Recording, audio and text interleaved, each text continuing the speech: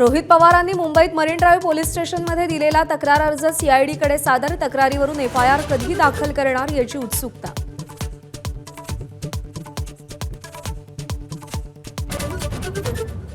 DGCA आणि व्हीएसआर company विरोधात रोहित पवार आक्रमक. बारामती पोलीस ठाण्यात तक्रार दाखल करण्यासाठी पोहोचले. बारामतीत कार्यकर्त्यांची मोठी गर्दी.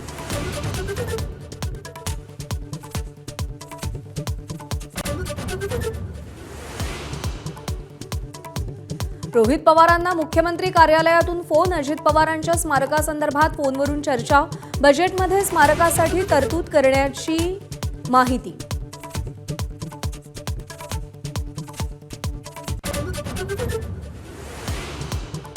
राष्ट्रवादीच्या राष्ट्रीय अध्यक्षपदाची आज निवड होणार. उपमुख्यमंत्री सुनेत्रा पवारांची राष्ट्रीय अध्यक्ष म्हणून अधिकृत घोषणा होणार. आज संध्याकाळी 5 वाजता पक्षाच्या राष्ट्रीय कार्यकारिणीची बैठक. प्रफुल्ल पटेल सुनेत्रा पवारांच्या नावाचा प्रस्ताव मांडणार.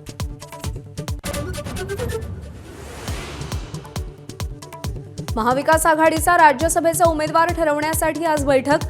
शरद पवारांनी राज्यसभेवर जावं, सुप्रिया सुळे आग्रही, तर काँग्रेस आणि ठाकरे सेनेचाही दावा.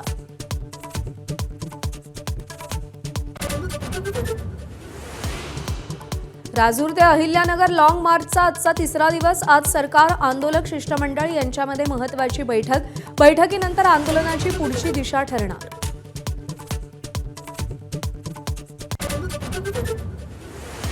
नाशिकमध्ये आजपासून 4थं विश्व मराठी साहित्य संमेलन. संमेलनावर संतश्रेष्ठ निवृत्तीनाथ संस्थानाची नाराजी. साहित्य संमेलनात संतांचा सन्मान केला नसल्याचा आरोप. उद्योगपती अनिल अंबानी ईडीच्या रडारवर. बँक गैरव्यवहार प्रकरणी अनिल अंबानींच्या उद्योग समूहाची चौकशी सुरू. अनिल अंबानी ईडीच्या कार्यालयात दाखल.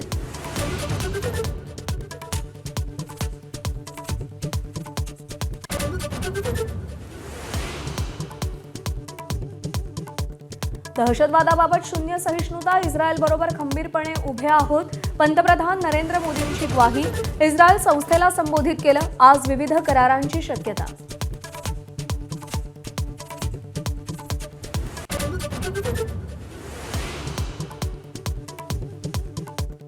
T20 विश्वचषकात आज झिम्बाब्वे विरोधात टीम इंडियाचा करो या मरो सामना. चेन्नईच्या मैदानावर दोन्ही संघ भिडणार.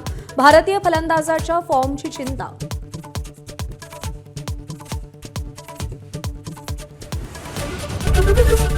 एबीपी माझा, उघडा डोळे बघा नीट.